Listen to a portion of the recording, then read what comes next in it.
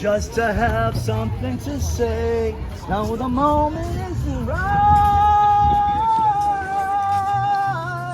to tell the girl, come up your line, to keep the conversation light.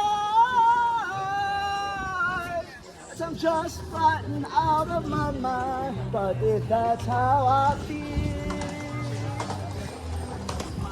then it's the best feeling I've ever known. It's undeniably real.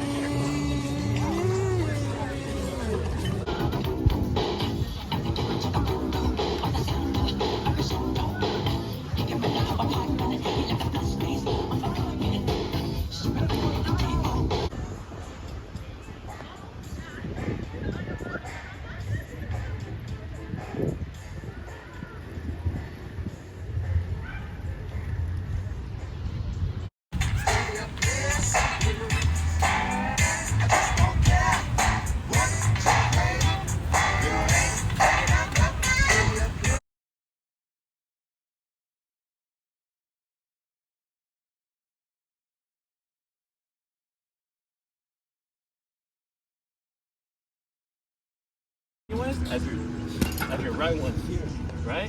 Is the way you mean you're used to, yeah? Your two one is gonna be hard to fight because on a real opponent moves. So therefore, what you do is you don't put all of it or dump everything. But then when you switch the sound on, you make them believe that you're gonna fuck around like that. But then it gives you enough time to switch to that. Because not only do you switch the sound like to get it out, from an offense, so he can only do or so from there,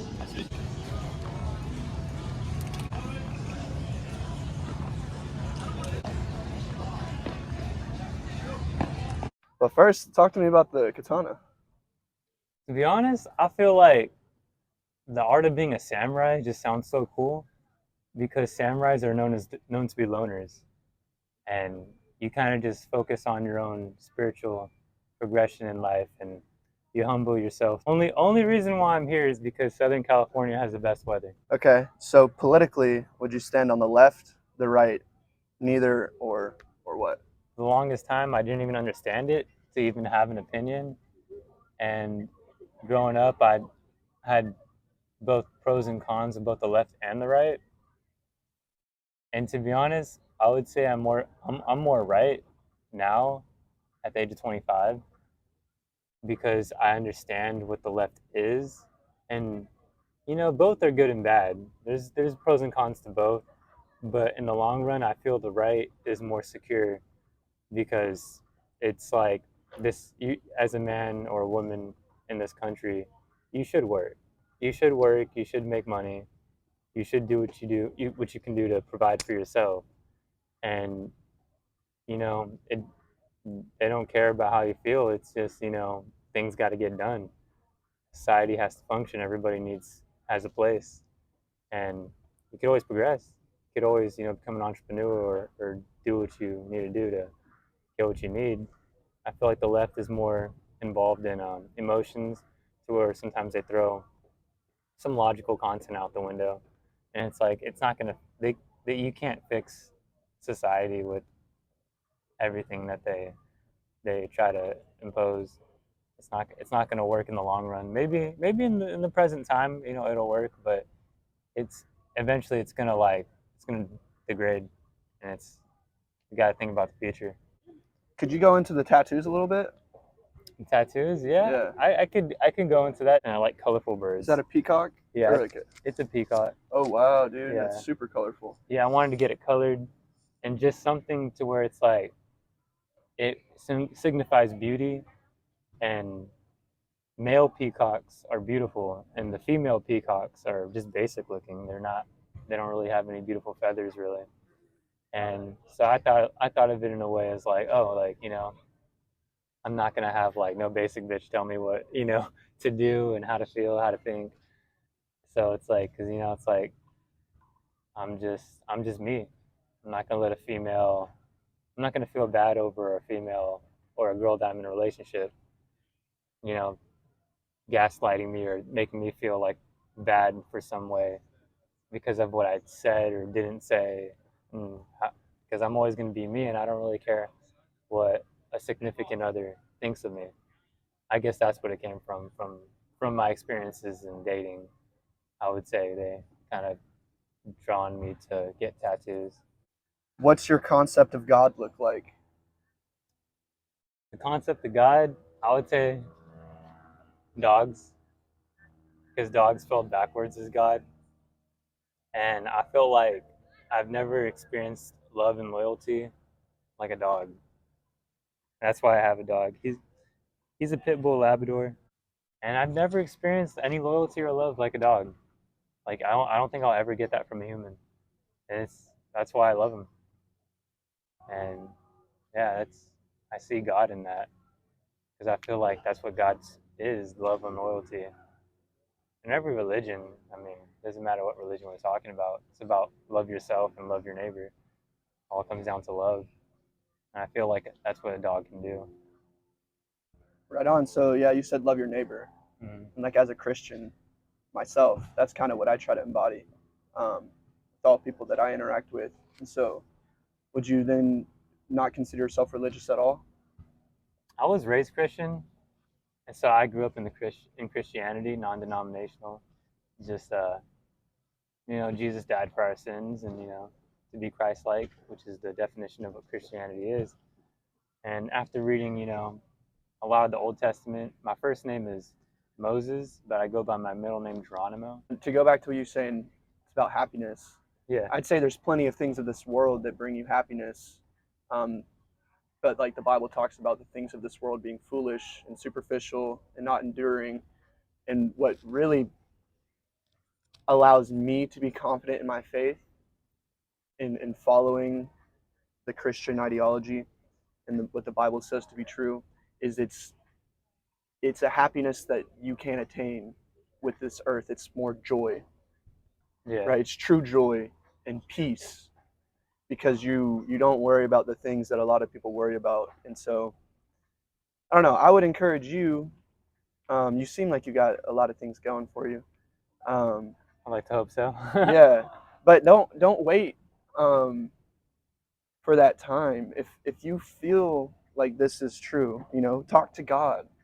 He Mm, wants to talk to you. He cares about all of us so much that he created a son to send down here to die for us, which is undisputable. The fact that Jesus Christ was crucified, that's a historic fact. It's just now the inner workings of what you believe to be true or not yeah, surrounding that. And so for me, I have unquestionable faith in that story, and so I cling to it. And I'll just encourage you with that, saying that even if you do have some things going for you and you're in a good place, there's nothing better than like being devout, being devoted to what you believe and standing on that strong. Because I heard a little, I guess you might call it a parable from somebody, where he said, there's a lot of people sitting on the fence. You got this side and that side. You could say belief in God, not belief in God, heaven, hell. If you're sitting on the fence and let's say your time comes to where you die and God's like, well, pushes you over to the other side because you never sold out. And you're like, wait, God, I was on the fence. I didn't choose yet. And Satan says, I own the fence. yeah. I've always had my mixed feelings about that concept because I'm just like, man, like, why was I created? If there was even a chance for me to burn for eternity. Like it almost sounds like, and this is what made me question my faith is like, is that like a dictator, someone that wants me to love them in exchange for eternal happiness, and if I don't, then you're just gonna burn me for eternity? Like it sounds kind of mean. But me personally, in a time where Jesus was not the center of my life, and I have almost died, even though I didn't die, I almost died, and I felt flames. I felt my soul on fire, and I could literally feel like from my head to my toe, all over my body. I felt like I was on fire. So I was like, damn, I'm dying. I'm gonna go to hell. And but I didn't die, so like it stopped. But as I got close to death, it's like, whoa, Like that was my own personal experience of like, well, I guess hell's real because I was at the flames of hell. It's like something that you can't really understand. And I've seen it. Like when people think they're gonna die or they're close to death, I've seen people literally look like that they're on fire. Like if I were to pull out this sword and scare someone and act like I'm about to kill you with it, and it's like have it to your throat and like you're about to die, like your body will look like it's on fire, like it's like you're on flames. I've seen that. I've seen people, and it's like I feel like it's something that we don't talk about, or maybe it's not true for everybody. But I've seen me myself included, and other people when they're fearful of death or death is close, looks like that they're on fire. And I know that they're not Christian, so but it's just my personal experience from what I've seen. So that's like irrefutable evidence that hell is probably real, and that it's not a place you want to go. So does that fear, because no one wants to burn, burning alive seems like it'd be the worst way to die. Yeah, But imagine your soul burning for eternity. that sounds terrible. Does the fear of that outcome not push you to try to become the other side of that? I would say so. I would say at that point you're kind of backed up against the wall where you don't even have a choice. It's like you're kind of forced to believe or to do what is necessary to not burn. It's like it's like you have a gun to my head, you know. I'll do what you say.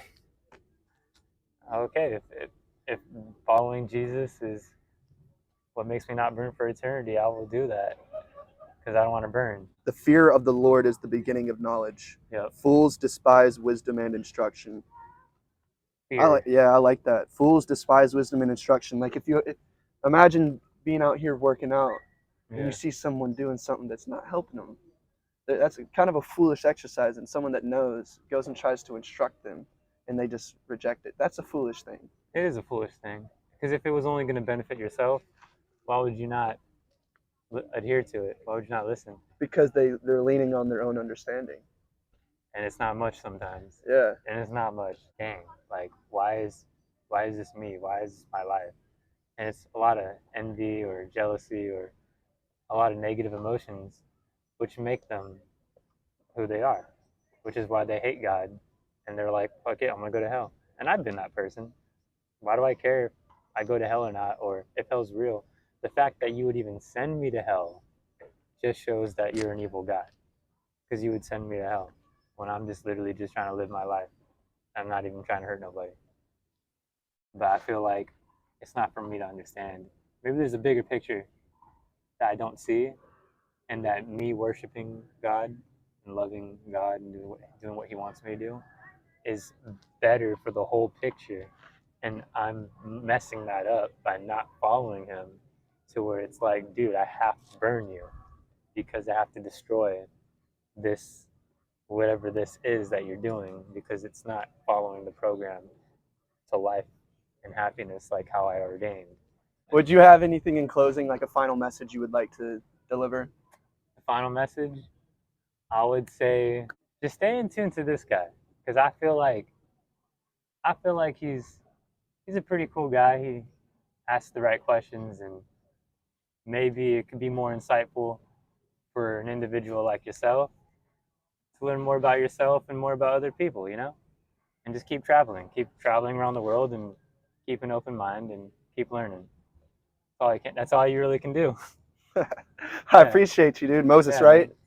Moses, I go by Geronimo. Geronimo? That's my middle name. Okay, Yeah. I'm Michael. Michael, nice to meet you, Michael. Thank you for the time, dude. Yeah, I appreciate it, man. I appreciate the talk. Yeah. Absolutely. Yeah.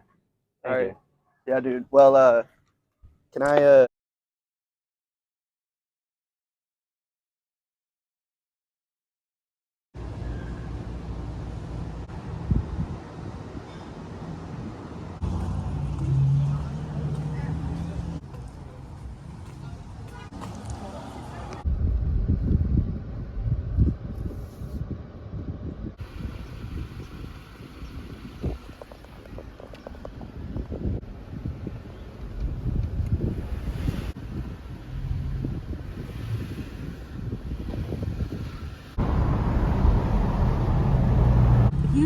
2 lanes to keep left onto Santa Monica Boulevard.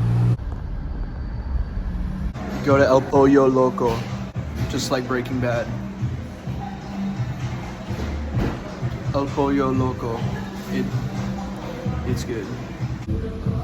Shredded chicken bowl, chicken avocado salad, it's going in.